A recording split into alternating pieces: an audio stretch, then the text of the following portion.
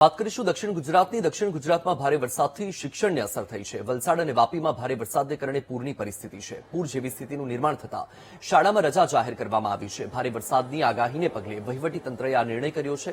શાળાના આચાર્યને સ્થિતિ મુજબ રજા જાહેર કરવા માટેની સત્તા આપવામાં આવી છે। સ્થિતિની સમીક્ષા કરી આચાર્ય શાળામાં રજા જાહેર કરી શકશે।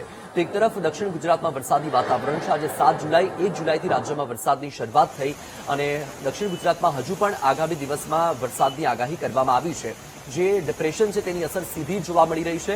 ત્યારે દક્ષિણ ગુજરાતમાં હવે સલામતી અને સતર્કતાના ભાગરૂપે વલસાડ અને વાપીમાં જે પૂરની પરિસ્થિતિ છે તેને જોતા શાળામાં રજા જાહેર કરાઈ છે અને સાથે જ આચાર્યને સત્તા આપવામાં આવી છે। વધુ માહિતી મેળવીએ સંવાદદાતા માનવ ઠાકોર છે ફોનલાઈન પર। માનવ, દક્ષિણ ગુજરાતમાં વરસાદની પરિસ્થિતિ શું, વલસાડ વાપીમાં શું, શાળાઓમાં પણ રજા જાહેર કરવાનો નિર્ણય છે?